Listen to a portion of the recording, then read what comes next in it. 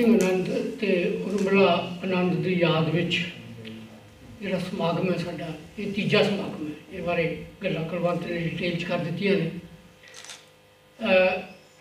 ਇਹ ਜਿਹੜਾ ਪੂਰਾ ਕਹਾਣੀ ਦਾ ਪ੍ਰੋਸੈਸ ਹੈ, ਇਹਦੇ ਬਾਰੇ ਵੀ ਮੋਟੀ ਜੀ ਗੱਲ ਜਿਹੜੀ ਹੈ ਉਹ ਸੁਕੀਰਤ ਨੇ ਕਰ ਦਿੱਤੀ ਹੈ।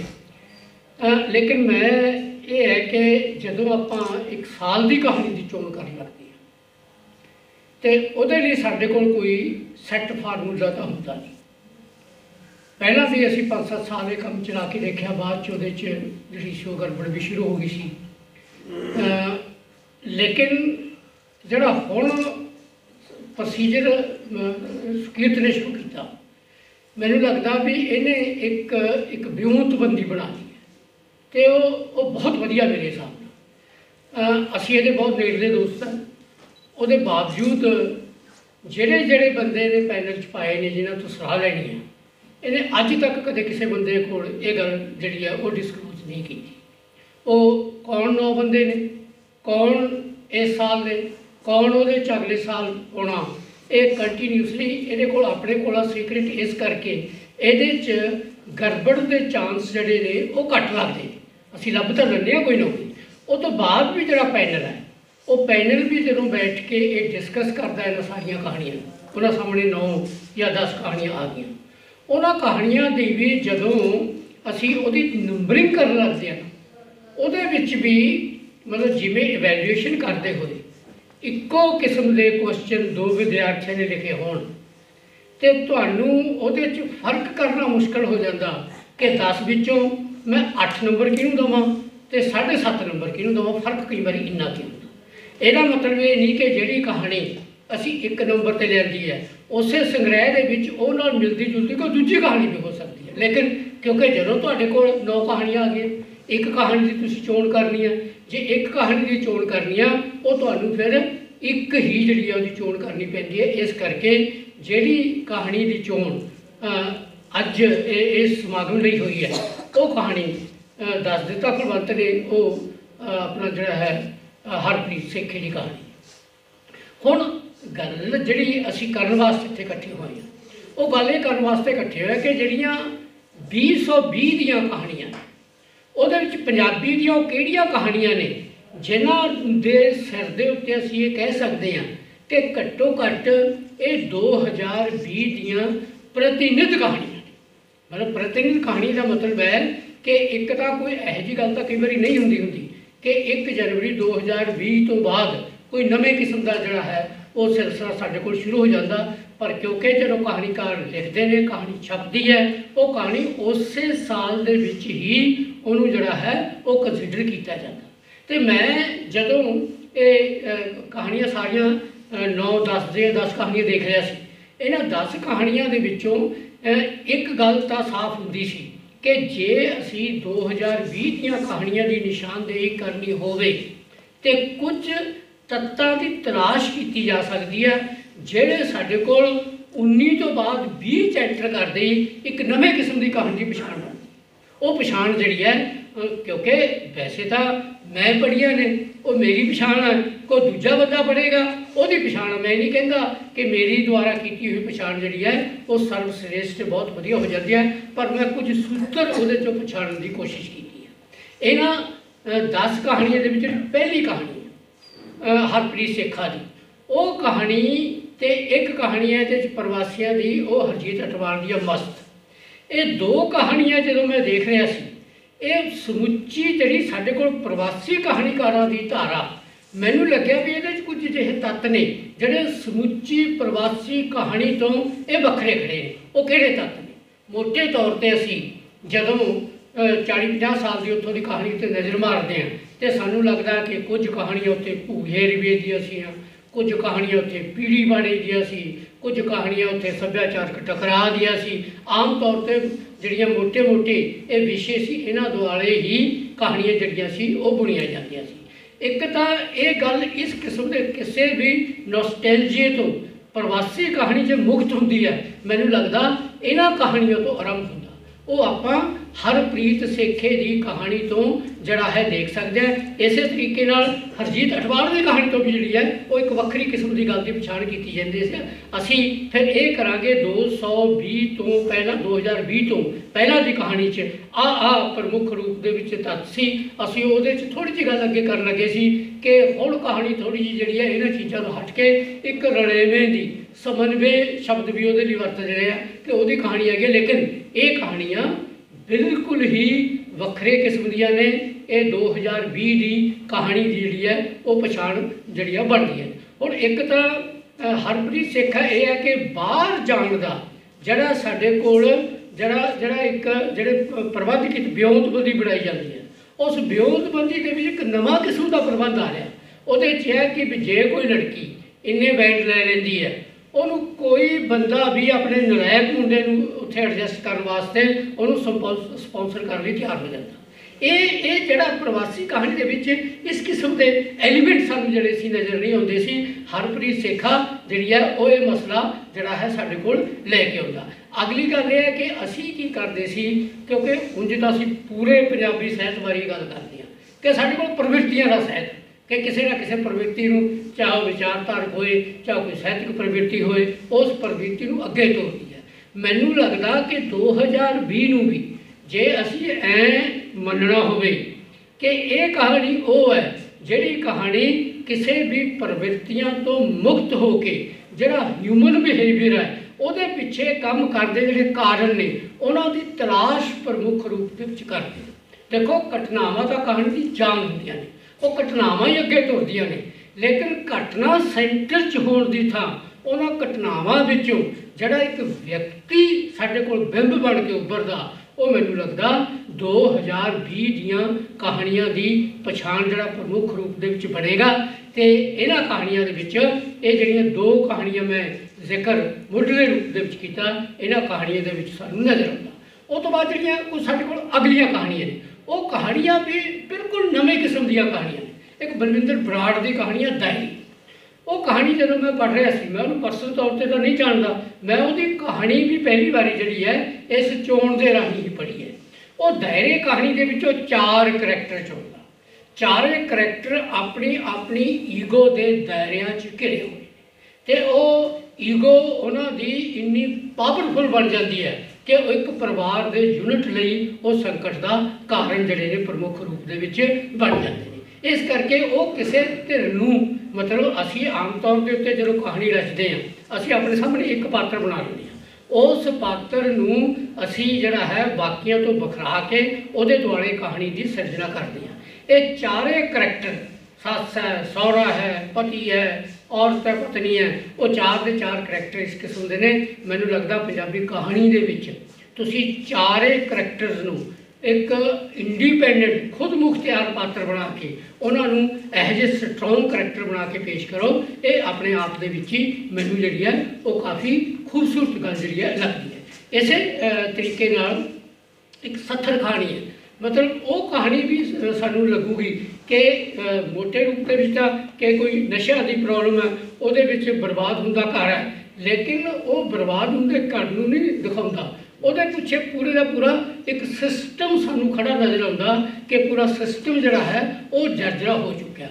ਉਹਦੇ ਚ कहानी की खूबसूरती है कि एक एक घटना ਉਹਦਾ ਵਰਤਾਂਤਕਾਰ एक ਵੱਖਰੇ उस पिंड का लागी है मिस्त्री है वो उस हवेली नूं केंद्र च रख के एक सारी कहानी साडे सामने हौले हौले सहज रूप दे विच चित्र का चले जाता। वो एक वक्री किस्म की पछाण जी है वो सानू उस कहानी के विचों जी है वो नज़र आने लग जाती है। इस तरीके नाल साडे कोल 2 कहानियां होर मैनूं बहुत महत्वपूर्ण लगियां।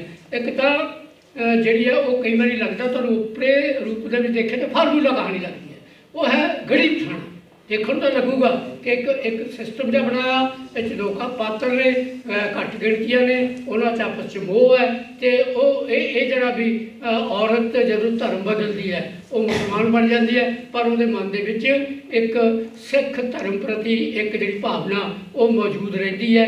लेकिन जदों तुसीं गहराई च जाते फिर तुहानूं लगदा कि बंदे दे अंदर किन्नियां किस्म दीयां परतां जिहड़ियां ने वो पईयां हुंदियां ने। जदों नवीं स्थिति च एंटर हुंदा वो समझौता तो करी जाता लेकिन समझौता करने के बावजूद बुनियादी तौर के उत्ते उन्होंने मुल्लां नाल ही जुड़िया रहता। पर मैनू कई बार उस कहानी की प्रॉब्लम सिर्फ इसे करके लगी थोड़ी जी, क्योंकि सेम कहानी वर्क ने मतलब उस किस्म की समस्या से लिखी है। वह खब्बड़ ਉਹਦੇ ਵਿੱਚ एक जी औरत है, वो औरत ਉਹਨੂੰ ਕਹਿੰਦੀ अफसर ਜਿਹੜਾ ਉਹਨੂੰ बरामद ਕਰਨ ਜਾਂਦਾ, ਕਹਿੰਦੇ भी मैं तो हुण इस स्थिति 'ਚ रहना तो फलाने चक वाले बंदियां की धाड़ आई सी, वो मेरी ननाण नूं चक के ले गए। वो ये नहीं कहता मुड़ के तू सिख बना दी जां किसी को अपने पिछले धर्म 'च नहीं रवे उस धर्म 'च, लेकिन मेरी सांझ ਉਹਦੇ ਨਾਲ बरकरार रहेगा। ਇਹਦੇ ਵਿੱਚ रिलीजन वाला मामला जोड़ा है वो सैकेंडरी बन जाता, इंसानियत वाला मामला पहले नंबर के उत्ते प्रमुख रूप से जोड़ा है वो साडे कोल आ जाता। इसे करके जोड़ा धामी की कहानी है वो भी एक बजुर्ग का असल च नोस्टैल्जिया, वो बहुत वधिया पीरियड को अपने पुराने पीरियड को याद करता। उस पुराने पीरियड के विच उहदी याद दे विच की है प्रमुख रूप दे विच एक औरत है जिहड़ी उहनूं जिंदगी च टच करती है, तो उहदा टच करन दा एहसास है वो लंबी उम्र के पड़ाव तक भी उन्होंने जोड़ा है वो नाले नाल लई फिरदा। एक केसर राम की कहानी है, थोड़ी जी करोना होने करके, क्योंकि कई बार लगता भी वो साढ़े अखबारी घटनावां ते आधारित जिहड़ियां लगदी है, उहदे विचों कहानी वाले तत्त कई बार सानूं हल्के लगते हैं, पर उसके बावजूद भी उस कहानी के विच भी कुछ तत्त वो नहीं जिहड़े 2020 की कहानी के विचों जिहड़े पछाणे जा सकते हैं। पर जिहड़ी मैनूं कहानी बहुत जिहने अट्रैक्ट किया वो कहानी जिहड़ी है वो भारत रत्न है। वो कहानी जिहड़ी है वो गुरदेव रबाना की कहानी। उस कहानी के विच जिहड़ी मैनूं प्रमुख रूप से गल रखी, क्योंकि उन्होंने मिलदियां जुलदियां कुछ कहानियां मेरे को कि वो ये है कि जिहड़ा आदमी जिहड़ी तो जिन्हां उन्होंने लोग नफरत करते हैं या नफरत ना करिए तो उन्होंने बहुत चंगा नहीं समझते, मतलब वो बंदा हड्डियां ढोण का जोड़ा है वो काम करता।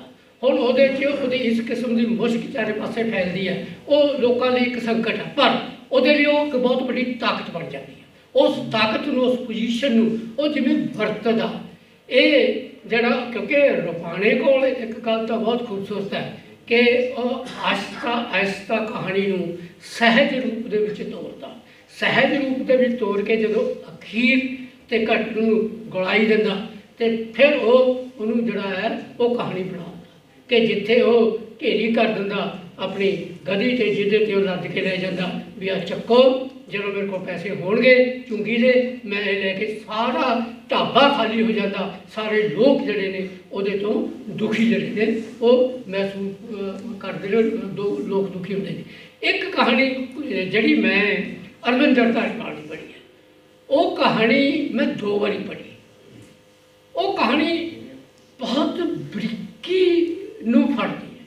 वो कहानी असल दे विच कि 2 औरतां ने बचपन दी सहेलियां ने, उहदे विच लैसबीनिज़म के एहसास नहीं।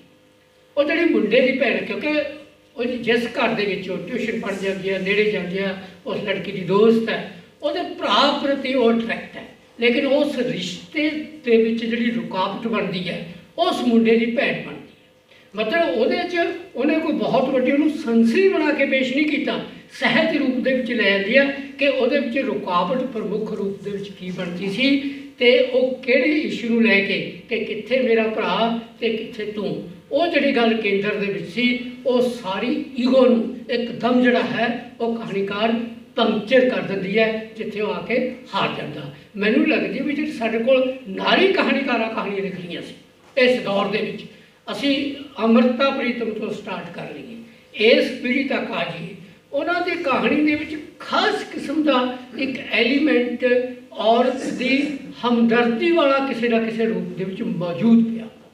असी औरत नूं चाहे पीड़ित बना के पेश करना, चाहे अपने हकों की लड़न वाली पेश करना, उहदे च है कि ध्यान पाठक का जोड़ा है प्रमुख रूप के विच उस पात्र के उत्ते केंद्रित रहे, लेकिन ये कोई अबला वाली कोई प्रॉब्लम नहीं। मतलब वो है कि कहानी फिर मैं कहना कि इन्हां कहानियां की खूबसूरती है कि किसी किस्म की कोई सनसनीखेज मसला कोई गलबात उहदे विच नहीं आती, लेकिन कहानी जिहड़ी है वो मैनूं बड़ी खूबसूरत लगी जो अखीर ਜਿਹੜੇ ਆਪਣੇ ਭਰਾ ਨੂੰ ਉਹ ਬਹੁਤ ਵੱਡੀ ਤਾਕਤ ਬਣਾ ਕੇ ਪੇਸ਼ ਕਰਦੀ ਹੈ, ਜਿਹੜਾ ਬਾਹਰ ਇੰਜੀਨੀਅਰ ਜਾ ਕੇ ਲੱਗ ਜਾਂਦਾ, ਉਹ ਅਖੀਰ ਦੇ ਵਿੱਚ ਉਸੇ ਕੋਲ ਜਿਹੜਾ ਹੈ ਉਹ ਆ ਜਾਂਦਾ। ਤੇ ਇੱਕ ਜਿਹੜੀ ਭਗਵੰਤ ਦੀ ਕਹਾਣੀ ਹੈ, ਉਹ ਲਾਈ ਤਾਂ ਅਖੀਰ 'ਚ ਹੈ ਕਿ ਉਹਦੀ ਵੰਡ ਜਿਹੜੀ ਹੈ ਉਹ ਅੱਖਰ ਅਨੁਸਾਰ ਕੀਤੀ ਗਈ ਹੈ, ਲੇਕਿਨ ਉਹ ਕਹਾਣੀ 2-3 ਮਸਲਿਆਂ ਕਰਕੇ ਬੜੀ ਵੱਖਰੀ ਹੈ। ਇੱਕ ਤਾਂ ਇਹ ਹੈ ਕਿ ਜਿਹੜੀ ਸਾਡੀ ਪ੍ਰੌੜ ਅਵਸਥਾ, ਬੁਢਾਪੇ ਦੀ ਉਮਰ ਹੈ, ਉਹਦੇ 'ਚ ਆਈਸੋਲੇਸ਼ਨ ਬੜੀ ਪ੍ਰੋਬਲਮ ਹੈ। ਇੱਕ ਹਾਲਤ, ਕਿਉਂਕਿ ਪਰਿਵਾਰ ਦੇ ਵਿੱਚ ਪਰਿਵਾਰ ਦੇ ਬਾਕੀ ਲੋਕ ਨੇ, ਉਹਨਾਂ ਦੇ ਆਪਣੇ ਆਪਣੇ ਰੁਝੇਵੇਂ ਨੇ, ਜਿਹੜੇ ਬਜ਼ੁਰਗ ਨੇ, ਬੁੱਢੇ ਨੇ, ਉਹ ਆਈਸੋਲੇਸ਼ਨ ਦੀ ਪੋਜੀਸ਼ਨ ਦੇ ਵਿੱਚ ਜੀਂਦੇ ਨੇ। ਉਹਦਾ ਸਹਾਰਾ ਜਿਹੜਾ ਹੈ ਉਹ ਨਵੀਂ ਟੈਕਨੀਕ ਬਣਾਉਂਦਾ, ਸੋਸ਼ਲ ਮੀਡੀਆ ਨੂੰ ਬਣਾਉਂਦਾ, ਮੋਬਾਈਲ ਨੂੰ ਬਣਾਉਂਦਾ। ਮੋਬਾਈਲ ਦੇ ਵਿੱਚ ਉਹ ਫੇਸਬੁੱਕ ਦੇ ਵਿੱਚੋਂ ਇੱਕ ਗੋਰੀ ਔਰਤ ਨਾਲ ਜਿਹੜਾ ਹੈ ਉਹ ਦੋਸਤੀ ਕਰਦਾ, ਲੇਕਿਨ ਉਹੀ ਉਹਦੇ ਲਈ ਸੰਕਟ ਦਾ ਕਾਰਨ ਬਣ ਜਾਂਦਾ, ਕਿਉਂਕਿ ਉਹਨੇ ਫੇਸਬੁੱਕ 'ਤੇ ਆਪਣੀ ਫੋਟੋ ਪਾਈ ਹੈ ਜਵਾਨੀ ਦੀ, ਉਹ ਦੱਸਦਾ ਵੀ ਨਹੀਂ ਕਿ ਮੈਂ ਬਜ਼ੁਰਗ ਹਾਂ, ਲੇਕਿਨ ਉਹ ਜਦੋਂ ਪੋਜੀਸ਼ਨ ਇਹ ਬਣ ਜਾਂਦੀ ਹੈ ਕਿ ਉਹ ਔਰਤ ਉਹਦੇ ਕੋਲ ਇੰਡੀਆ 'ਚ ਉਹਨੂੰ ਮਿਲਣ ਵਾਸਤੇ ਤਿਆਰ ਹੁੰਦੀ ਹੈ, ਉਹ ਇੱਕ ਵੱਡਾ ਸੰਕਟ ਉਹਦੇ ਲਈ ਖੜਾ ਹੋ ਜਾਂਦਾ ਕਿ ਉਹ ਤਾਂ ਬਜ਼ੁਰਗ ਹੈ, ਉਹ ਤੇ ਪੋਤੀਆਂ ਵਾਲਾ, ਘਰ ਦੇ ਵਿੱਚ ਉਹਦੇ ਇਹ ਪੋਜੀਸ਼ਨ ਹੈ। ਅਤੇ ਜਿਹੜੀ ਲੜਕੀ ਨੂੰ ਉਹਨੇ ਜਿਹੜਾ ਹੈ ਉਹ ਫੇਸਬੁੱਕ ਦੇ ਉੱਤੇ ਇੱਕ ਨੌਜਵਾਨ ਆਪਣੇ ਪੁੱਤਰ ਦੀ ਵੀ ਫੋਟੋ ਜਿਹੜੀ ਲਾਉਂਦਾ, ਜਦੋਂ ਫੋਟੋ ਪੁੱਛ ਮੰਗਦੀ ਹੈ, ਅਤੇ ਉਹਦੀ ਨਜ਼ਰਾਂ ਦੇ ਵਿੱਚ ਤਾਂ ਉਹ ਵੱਡਾ ਬਣਿਆ ਹੋਇਆ। ਲੇਕਿਨ ਉਸ ਕਹਾਣੀ 'ਚ ਦਿੱਕਤ ਕਿੱਥੇ ਆਉਂਦੀ ਹੈ? ਇਹ ਨਹੀਂ ਕਿ ਕਹਾਣੀ 'ਚ ਦਿੱਕਤ ਨਹੀਂ, ਜਦੋਂ ਤੁਸੀਂ ਧਿਆਨ ਨਾਲ ਪੜ੍ਹੋਗੇ। ਇੱਕ ਮੈਂ ਪਿਛਲੇ ਸਮੇਂ ਤੋਂ ਖਾਸ ਕਰ ਜਦੋਂ ਪੰਜਾਬ ਸਮੱਸਿਆ ਆਈ, ਉਦੋਂ ਪਾਤਰਕਾਰੀ ਬਾਰੇ, ਪਾਤਰਾਂ ਬਾਰੇ ਮੈਂ ਸੋਚਣਾ ਸ਼ੁਰੂ ਕੀਤਾ ਕਿ ਜਦੋਂ ਕਹਾਣੀਕਾਰ ਪਾਤਰ ਦੀ ਸਿਰਜਣਾ ਕਰਦਾ, ਉਦੋਂ ਉਹਦੇ ਜ਼ਿਹਨ ਦੇ ਵਿੱਚ ਕੀ ਹੁੰਦਾ, ਕੀ ਉਹ ਕਿਸੇ ਇੱਕ ਪਾਤਰ ਨੂੰ ਕੇਂਦਰ 'ਚ ਰੱਖਦਾ, ਕਿ ਉਹ ਪਾਤਰਾਂ ਦੇ ਜਿਹੜੇ ਨੇ ਵੱਖ-ਵੱਖ ਲੋਕਾਂ ਦੇ ਟੋਟੇ ਉਹਦੇ ਜ਼ਿਹਨ 'ਚ ਪਏ ਹੁੰਦੇ ਨੇ, ਇੱਕ ਕੋਲਾਜ ਹੁੰਦਾ ਜਿਹਨੂੰ ਲੈ ਕੇ ਉਹ ਆਪਣਾ ਪਾਤਰ ਬਣਾਉਂਦਾ। ਹੋਇਆ ਕਿ ਲੇਖਕ ਨੂੰ ਚਾਹੀਦਾ ਤਾਂ ਇਹ ਹੈ ਕਿ ਜਦੋਂ ਪਾਤਰ ਦੀ ਸਿਰਜਣਾ ਕਰ ਰਿਹਾ, ਆਪਣੇ ਆਪ ਨੂੰ ਜਿਹੜਾ ਪਾਤਰ ਉਹਦਾ ਪ੍ਰੇਰਕ ਹੈ ਉਹਦੇ 'ਚ ਤੋੜ ਲਵੇ, ਫਿਰ ਤਾਂ ਵੱਡਾ ਪਾਤਰ ਪੇਸ਼ ਕਰਦਾ। ਪਰ ਲੇਕਿਨ ਜਦੋਂ ਉਹਦੇ ਪ੍ਰਤੀ ਉਹਦਾ ਮਤਲਬ ਫੋਰ ਐਗਜ਼ਾਮਪਲ ਜਦੋਂ ਪੰਜਾਬ ਸਮੱਸਿਆ ਸੀ, ਜਦੋਂ ਕੋਈ ਹਿੰਦੂ ਕਰੈਕਟਰ ਨੂੰ ਪੇਸ਼ ਕਰਨ ਲੱਗਦੇ ਸੀ, ਮਤਲਬ ਇਹ ਨਹੀਂ ਕਰਨਾ ਵੀ ਸ਼ੇਵ ਕਰਨ ਵਾਲਾ ਮੂੰਹ ਚੰਗਾ ਲੱਗਦਾ, ਉਹ ਕਹਿਣਗੇ ਨਾ ਸਾਬਣ ਵਰਗਾ ਮੂੰਹ ਲੱਗਦਾ ਸੀ। ਇਹ ਕੀ ਨੌਨਸੈਂਸ ਹੈ ਨਾ? ਤੁਹਾਡੀ ਜਿਹੜੀ ਇੱਕ ਦਿੱਖ ਇਸ ਕਿਸਮ ਦੀ ਬਣਾ ਦੇਣੀ ਕਿ ਤੁਹਾਨੂੰ ਉਹ ਬੰਦਾ ਜਿਹੜਾ ਹੈ ਉਹ ਬੰਦੇ ਦਾ ਚਿੱਤਰ ਭੈੜਾ ਲੱਗੇ। ਇਹਦੇ ਜਦੋਂ ਬਜ਼ੁਰਗ ਦੀ ਡਿਸਕ੍ਰਿਪਸ਼ਨ ਭਗਵੰਤ ਕਰ ਰਿਹਾ ਨਾ, ਉਹਦੇ 'ਚ ਇੱਕ ਪਿਛਲੀ ਉਮਰ ਦਾ ਜਲਾਓ ਵੀ ਹੁੰਦਾ ਬੰਦੇ ਦਾ। ਇਹ ਥੋੜ੍ਹਾ ਕਿ ਸਾਰੇ ਬੁੱਢੇ ਬਹੁਤ ਭੈੜੇ ਤੇ ਮਾੜੇ ਲੱਗਦੇ ਨੇ। ਆਹ ਦੇਖੋ ਬਾਜਵਾ ਕਿੰਨਾ ਖੂਬਸੂਰਤ ਆਦਮੀ ਹੈ ਨਾ, ਇਹ ਹੈ ਕੁਲਵੰਤ ਦਾ ਤਾਂ ਮੁਕਾਬਲਾ ਹੀ ਨਹੀਂ ਨਾ। ਇਹ ਤਾਂ ਸਾਡਾ ਮਿਸਟਰ ਇੰਡੀਆ, ਇਹ ਤਾਂ ਛੱਡੋ ਤੁਸੀਂ ਮਤਲਬ ਇਹ ਕੰਮ।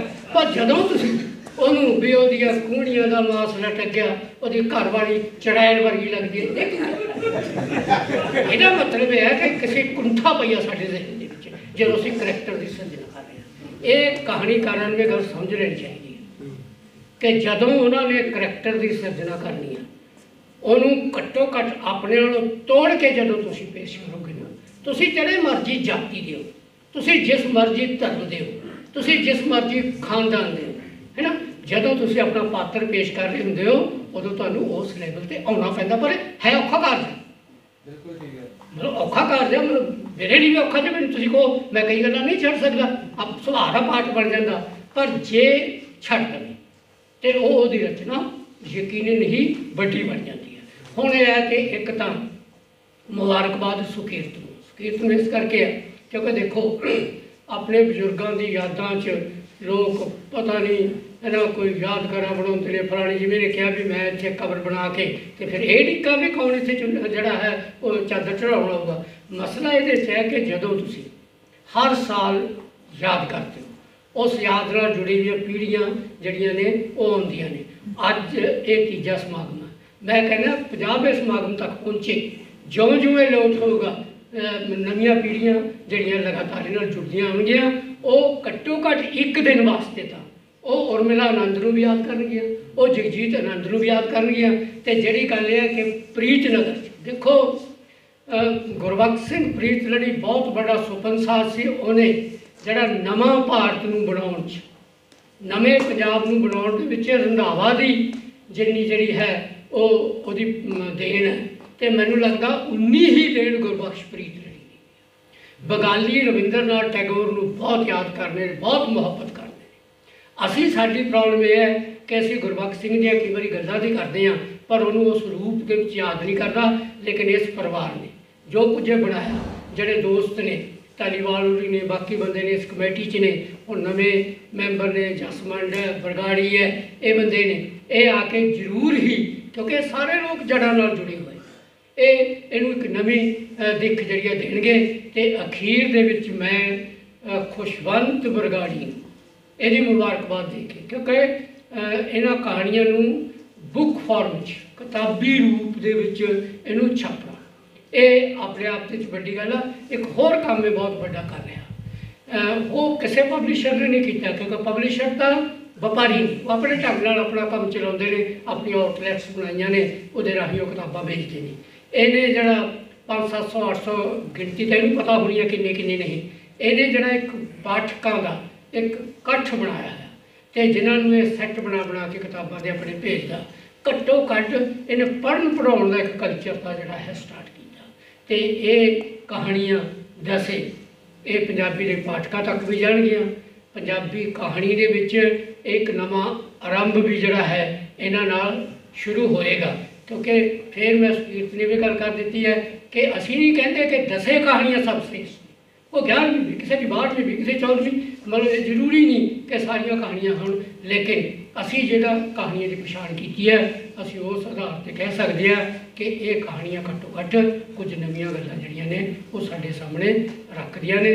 ਮੈਂ ਅਖੀਰ ਦੇ ਵਿੱਚ ਜਿਹੜਾ ਹੈ ਦੋਏ ਇਨਾਮ ਯਾਫਤਾ ਦੋਸਤਾਂ ਨੂੰ ਵਧਾਈ ਦਿੰਦਾ, ਅਤੇ ਹਰਪ੍ਰੀਤ ਸੇਖਾ ਜਿਹੜਾ ਇਹਦੇ 'ਚ ਸ਼ਾਮਲ ਨਹੀਂ ਹੋ ਸਕਿਆ, ਉਹਨੂੰ ਵੀ ਬਹੁਤ ਬਹੁਤ ਮੁਬਾਰਕ। ਧੰਨਵਾਦ।